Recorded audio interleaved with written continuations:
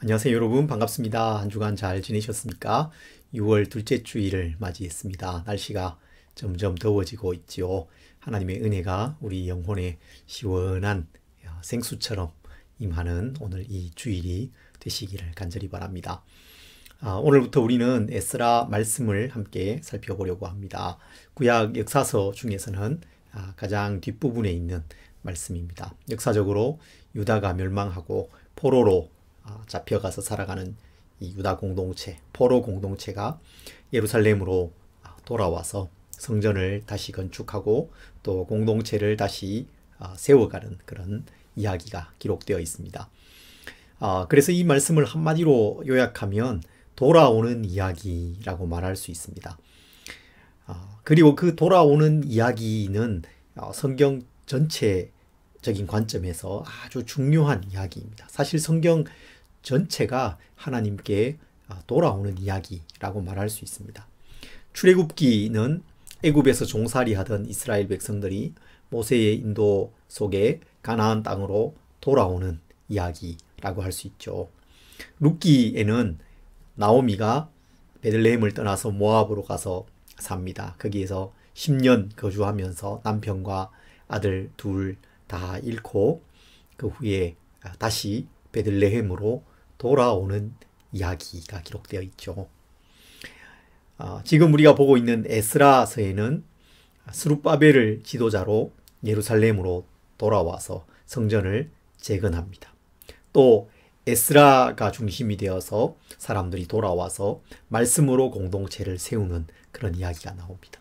또 그 뒤에 있는 느헤미야에는 느헤미야가 중심이 되어서 사람들이 돌아옵니다. 돌아와서 무너진 예루살렘 성벽을 재건하는 그런 이야기가 기록되어져 있죠. 선지자들을 통해서 하나님께서 거듭해서 하신 말씀, 그 메시지는 나에게 돌아오라라는 것이었습니다.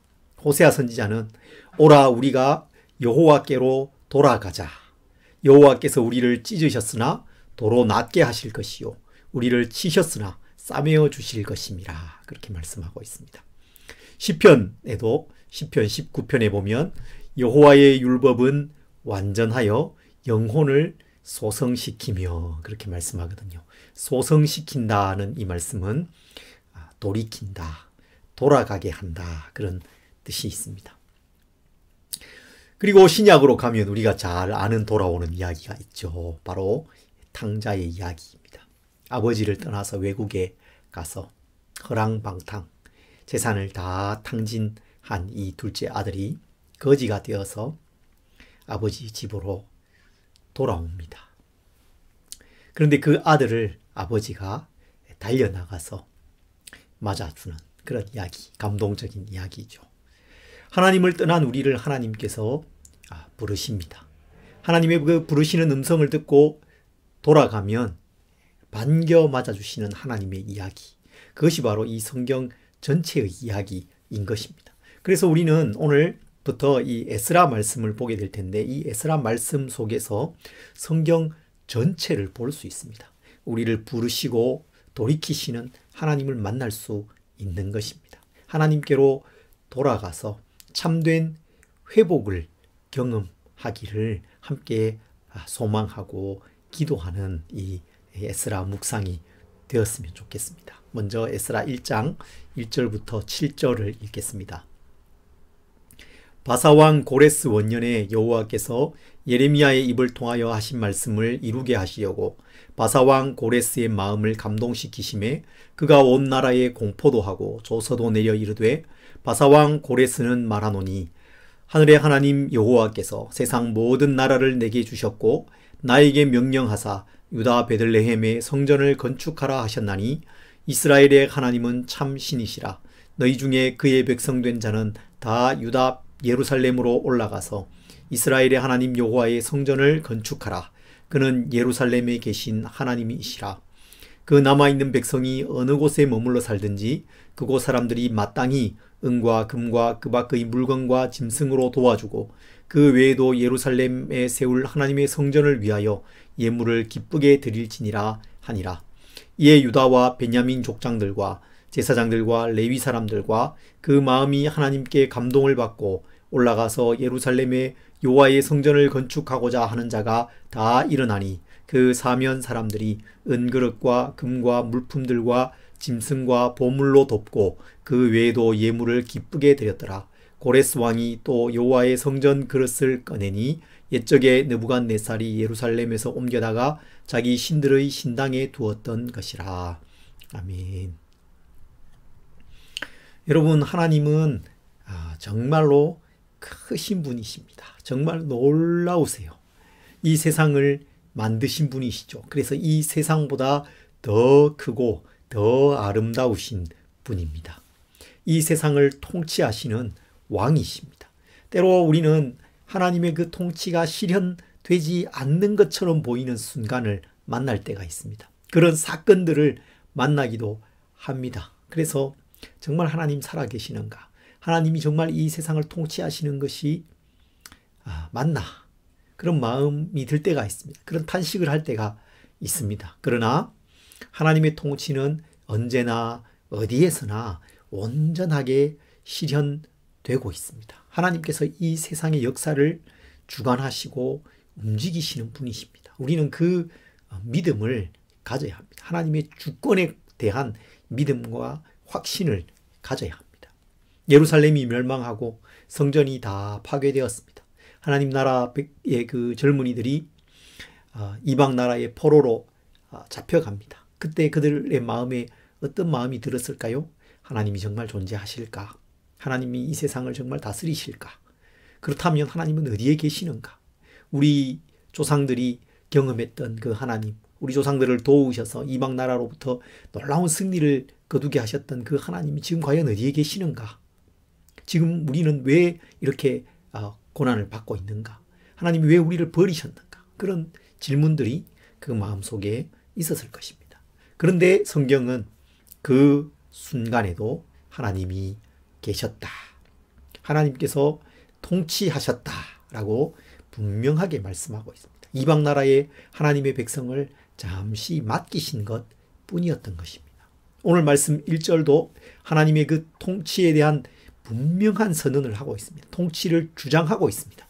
바사왕 고레스 원년에 여호와께서 예레미야의 입을 통하여 하신 말씀을 이루게 하시려고 바사왕 고레스의 마음을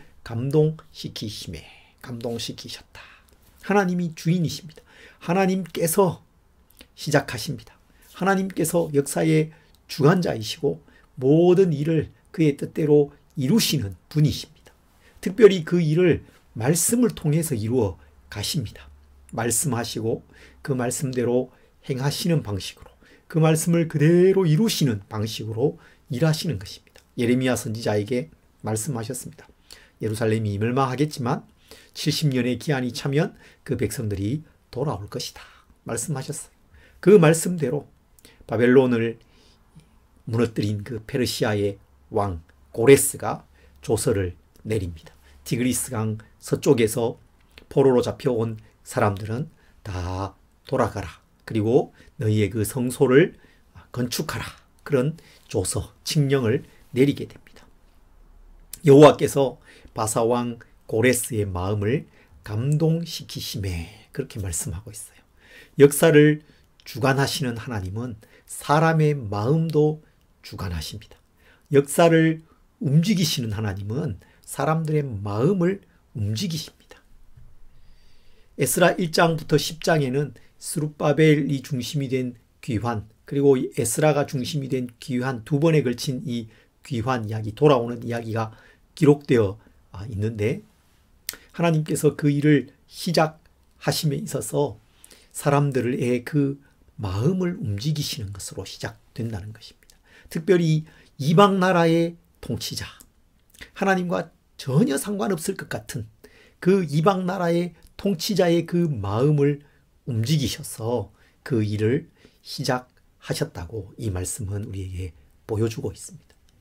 고레스의 마음을 감동시키시고 조서가 내려집니다. 그 조서의 내용이 2절부터 4절에 있습니다.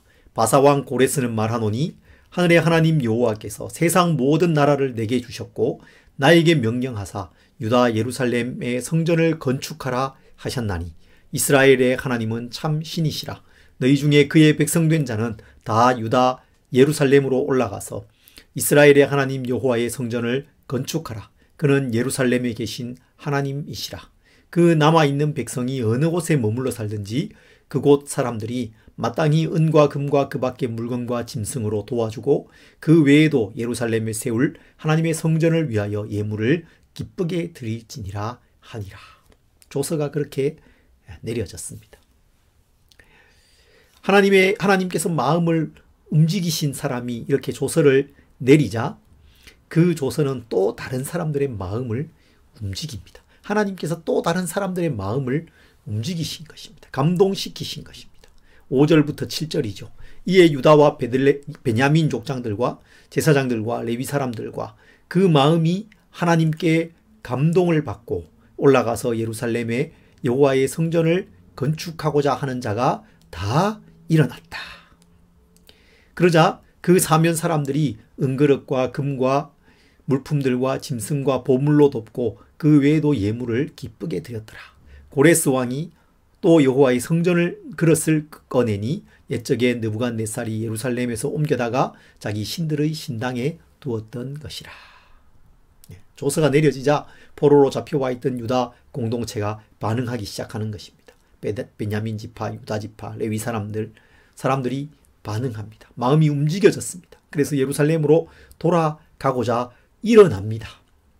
그러자 그 주변에 있던 또 다른 사람들은 은그릇과 금과 물품들, 짐승과 보물, 그 밖에 여러 예물을 드립니다. 고레스는 기꺼이 느부갓네살이 성전에서 가져왔던 그 그릇들을 돌려보내기로 합니다. 사람들의 마음을 감동시킨 것, 하나님께서 사람들의 마음을 움직이신 것, 그 마음을 하나님께로 돌아오게 하시는 것으로 하나님의 일이 시작되고 있는 것입니다. 여러분, 하나님은 사람들의 마음을 움직이십니다. 변화시키십니다. 그 마음에 비전을 주시고 그 마음에 사명을 주시는 것입니다. 빌립보서 2장 13절에는 이렇게 말씀해요. 너희 안에서 행하시는 이는 하나님이시니 자기의 기쁘신 뜻을 위하여 너희에게 소원을 두고 행하게 하시나니. 하나님의 그 기쁘신 뜻을 위해서 우리 안에 소원을 두신다는 것입니다. 하나님께서 크고 놀라운 뜻과 계획을 가지고 계십니다. 그 계획을 이루어 가십니다. 그런데 그 계획을 이루어 가심에 있어서 사람들의 마음에 어떤 소원을 품게 하시는 것입니다. 열망을 주시는 거예요. 경건한 삶을 향한 열망을 주십니다. 기도에 대한 열망을 주시는 거예요. 하나님의 나라를 향한 열망을 품게 하십니다. 하나님의 영광을 위한 열망을 품게 하세요. 그리고 우리로 하여금 그 하나님의 뜻과 계획을 소원하면서 열망하면서 그 일을 이루어가게 하시는 것입니다. 자신의 삶을 기꺼이 하나님께 드리도록 하신다는 것입니다. 그래서 우리는 먼저 이 세상의 통치자이시고 우리의 삶을 주관해 가시는 그 하나님께서 우리의 마음을 움직여 주시기를 구해야 합니다. 내 마음을 움직여 주십시오. 내 마음에 감동을 허락해 주십시오. 변화시켜 주십시오. 내 마음속에 하나님을 향한 소망과 열망을 주셔서 하나님께서 기뻐하시는 그 일을 감당하고 그 일을 정말로 소망하고 그 일을 정말로 열망하면서 그 일을 감당해 가도록 해 주십시오. 그런 마음이 우리에게 있어야 되는 것입니다. 먼저 우리의 마음이 하나님께로 돌아가야 되는 것입니다. 그런 기도와 소망을 가지고 하나님께로 우리가 나아가야 되겠습니다.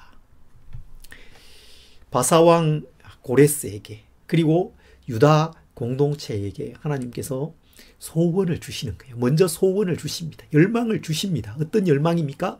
성전 건축에 대한 열망입니다. 오늘 본문에 보면 성전을 건축하라. 하나님의 성전을 건축하라 라는 표현이 3번, 4번 반복되고 있어요. 2절, 3절, 4절, 5절 반복되고 있습니다. 586년에 바벨론이 예루살렘을 함락시키면서 성전을 다 파괴했습니다. 그런데 그곳에 다시 하나님의 성전을 짓고 하나님을 예배할 것에 대한 열망을 그들이 품게 됩니다. 이것은 하나님의 영광을 위한 열망이었습니다. 여러분, 이 성전 건축에 대한 열망을 그들이 품었던 이것이 오늘 우리에게는 어떤 의미가 있을까요? 이 성전 건축에 대한 열망은 오늘 우리에게는 먼저 예배의 마음을 회복하는 것을 의미합니다. 하나님께서 우리의 창조주이시고 온 세상의 통치자이심을 인정한다면 그 하나님을 우리는 예배할 수밖에 없습니다. 예배의 마음으로 가득 차게 될 것입니다. 하나님이 얼마나 크고 위대하신 분이시고 광대하시고 아름다우신 분이신지, 위엄으로 가득하시고 거룩하신 분이신지를 우리가 알고 그 앞에 서게 되면 그 앞에 엎드릴 수밖에 없는 것이죠. 그것이 경배입니다. 그것이 예배입니다. 시편 95편은 예배의 마음이 어떤 것인지를 우리에게 보여주는 시편입니다. 오라, 우리가 여호와께 노래하며 우리의 구원의 반석을 향하여 즐거이 외치자. 우리가 감사함으로 그 앞에 나아가며 시를 지어 즐거이 그를 노래하자. 여호와는 크신 하나님이시요 모든 신들보다 크신 왕이시기 때문이로다. 땅의 깊은 곳이 그의 손 안에 있으며 산들의 높은 곳도 그의 것이로다.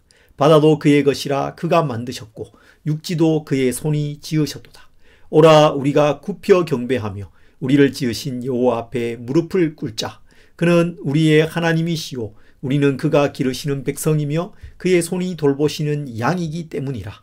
오늘 우리의 마음이 하나님을 향한 이 열망으로 여러분 가득히 채워지기를 소망합니다. 이 시편의 말씀이 우리의 마음에 가득 채워졌으면 좋겠어요. 하나님이 얼마나 크고 위대하신 분이신지, 우리의 목자가 되시는지, 또 이 세상을 지으신 분이신지를 생각하면서 그 앞에 굽혀 경배하는 우리가 되었으면 좋겠습니다. 또 우리의 마음은 내가 하나님을 예배할 뿐만 아니라 하나님을 내가 그렇게 예배하면 그 속에는 온 세상이 하나님을 예배하는 자리로 나오게 되기를 열망하는 마음이 생기게 됩니다. 그래서 다른 사람들도 하나님께로 나오기를 바라게 되는 것이죠. 하나님은 나뿐 아니라 온 세상으로부터 예배를 받으시기에 마땅한 분, 합당한 분이시기 때문에 그렇습니다. 그 하나님을 향한 예배, 예배의 소원, 그것이 지금 사람들의 마음을 움직이고 있는 것입니다. 예루살렘으로 돌아가자. 하나님께로 돌아가자. 성전을 다시 짓자. 자신의 삶을 드리고 마음을 드리고 예물을 드리는 삶으로 나타나고 있는 것입니다. 여러분, 성전을 건축한다는 것은 하나님과의 그 관계가 다시 회복되는 의미가 있습니다. 무너져 있는 하나님과의 그 관계를 일으켜 세우는 것이죠. 성전을 재건하면 거기에서 무엇이 행해집니까? 제사가 다시 행해지는 것이죠. 멈추어져 있던 그 제사가 다시 재개될 것입니다. 제사는 내가 양이나 소나 짐승을 하나님 앞으로 끌고 옵니다. 그리고 거기에 안수해서 내 죄를 거기에 전가합니다.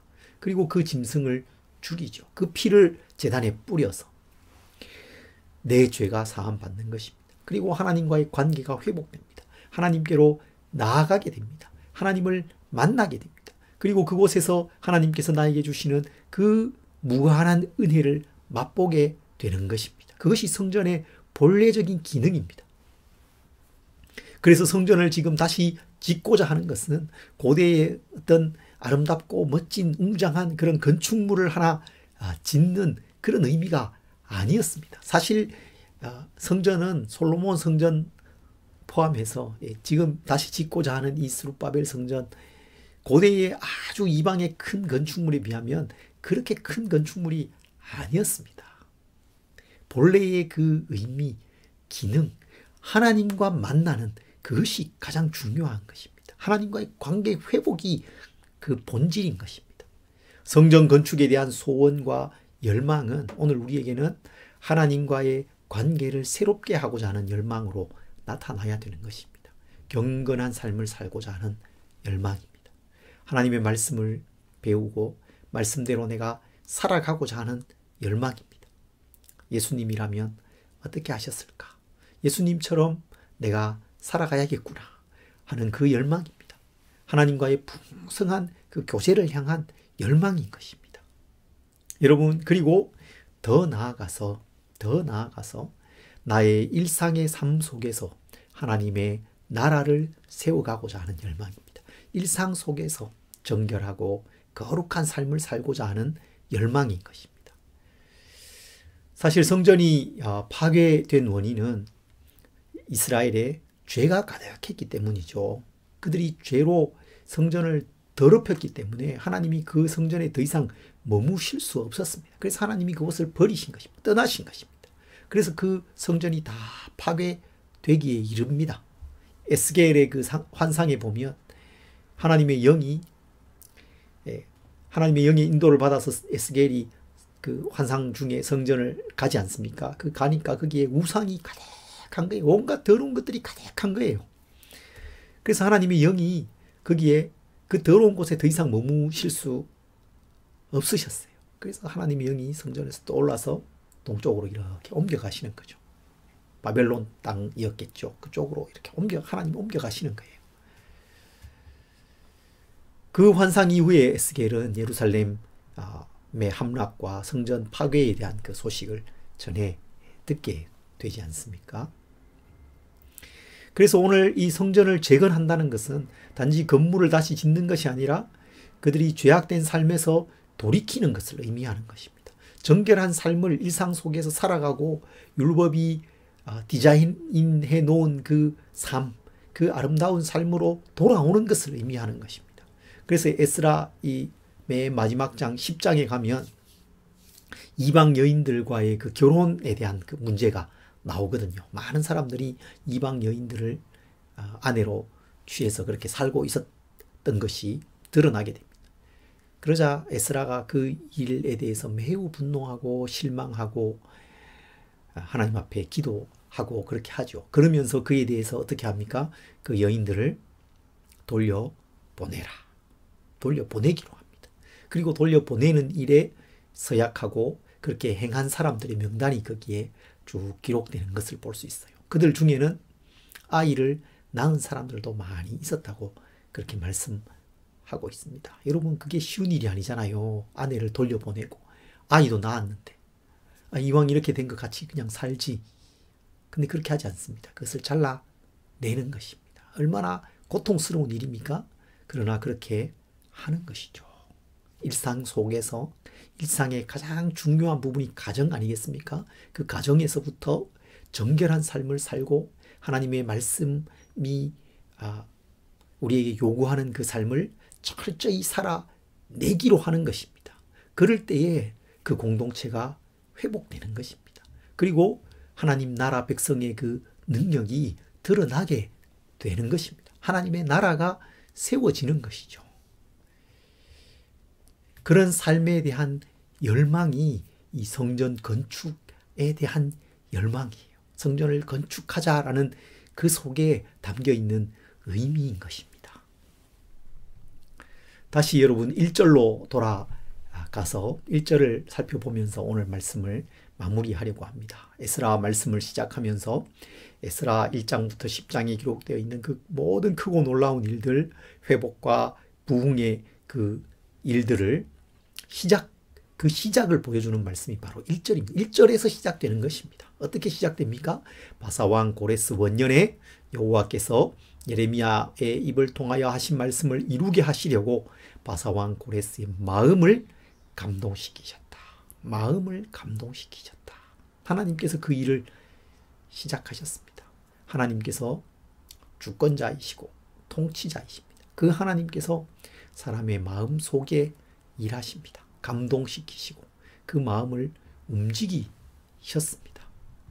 하나님께서 여러분 우리의 마음을 움직이시고 우리의 마음 속에 새로운 일을 시작해 주시기를 소망합니다. 우리의 마음을 변화시켜 주시기를 소망합니다. 함께 그것을 사모하고 하나님께로 나아갔으면 좋겠습니다. 내 마음 속에 하나님께서 뜻하고 계시고 이루어 가기를 원하시는 그 삶을 이루어 가기를 소망하는 그런 마음, 열망, 그 소원을 주십시오. 하나님을 참으로 예배하고자 하는 그런 열망입니다. 하나님과의 관계를 새롭게 하고자 하는 열망이죠. 풍성하게 하고자 하는 그 소원입니다. 일상 속에서 정결하고 거룩한 삶을 살고 하나님의 말씀을 따라서 살아가며 하나님의 나라를 이루어가고자 하는 소원입니다. 여러분, 이 소원을 우리가 품어야 되겠습니다. 하나님께서 우리의 마음 속에 어떤 일을 시작해 주시기를 원합니다. 그래서 이 시대에 필요한 성전 건축, 하나님의 뜻을 이루어가는 그 삶, 그 삶을 살아가게 해주시기를 원합니다. 그 일을 우리 안에서, 우리 마음 안에서 시작해 주시기를 소망합니다. 그래서 하나님 기뻐하시는 일, 성전 건축, 이 시대의 새로운 성전 건축의 일을 감당해가는 우리 성도님들이 다 되시기를 간절히 바랍니다.